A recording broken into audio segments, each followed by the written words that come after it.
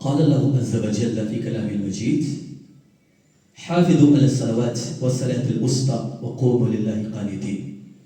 اللہ رب العالمین نے ارشاد فرمایا کہ نمازوں کی حفاظت کرو، خاص طور سے جو وسطی والی نماز ہے نا اس کی حفاظت کرو. وقوموا للہ قانتین، اور اللہ رب العالمین کے سامنے بالکل فرما برداری کے ساتھ، خاکساری کے ساتھ کھڑے ہو جاؤ.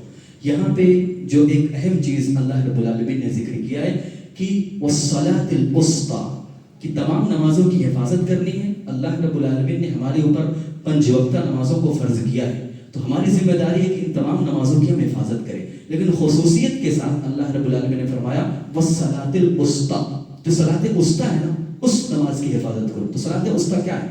اکثر مفسرین کا ذکر ملتا ہے، اکثر مفسرین نے جو اشارہ کیا ہے وہ یہ ہے صلاۃ الوسطی سے مراد عصر کی نماز ہے.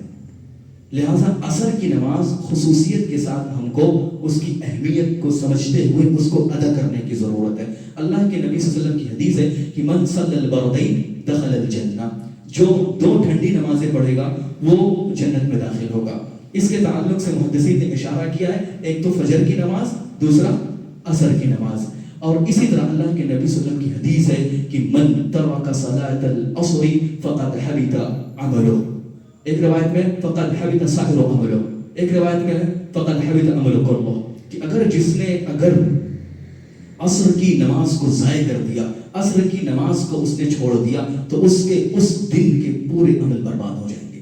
تو لہٰذا ہماری ذمہ داری ہے، چونکہ اکثر ہوتا ہی ہے کہ ہم اور آپ اس عصر کی نماز کے وقت یا تو سو جاتے ہیں یا تو ہمارے کام والے بھائی ڈیوٹی پہ ہوتے ہیں، ڈیوٹی نبھا رہے ہوتے ہیں، اور یہ اہم وقت ہم سے چھوٹ جاتا ہے. اور اللہ کے نبی کی ایک اہم حدیث مجھے یاد آ رہی ہے اس وقت میں آپ کو بیان کروں. اللہ کے نبی کی حدیث ہے جو عصر کی نماز کو اگر پڑھتا ہے تو اس کو 2 گنا اجر ملتا ہے، 2 گنا.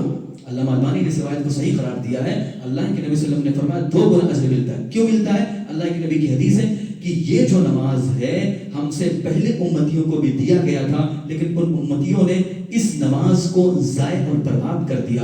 تو میری امت اگر کوئی جو عصر کی نماز پڑھے گی تو اس کو 2 گنا اجر ملے گا. ایک تو جو دوسری امتوں نے جو نماز کو ضائع کر دیا اس کی پابندی کرنے کا، اور دوسرا یہ ہے کہ امت محمدیہ ہونے کے ناطے شریعت کی پابندی کرنے کی وجہ سے اس کو ڈبل اجر ملتا ہے. لہٰذا ہماری ذمہ داری ہے کہ عصر کی نماز کی حفاظت کریں. ایک تو ثواب بھی ہمیں بڑھ چڑھ کے مل رہا ہے، دوسرا یہ کہ اگر کوئی انسان اس کو نہیں پڑھتا ہے تو اس دن کے عمل برباد ہو جاتے ہیں. لہذا اس طرف توجہ دینے کی ضرورت ہے.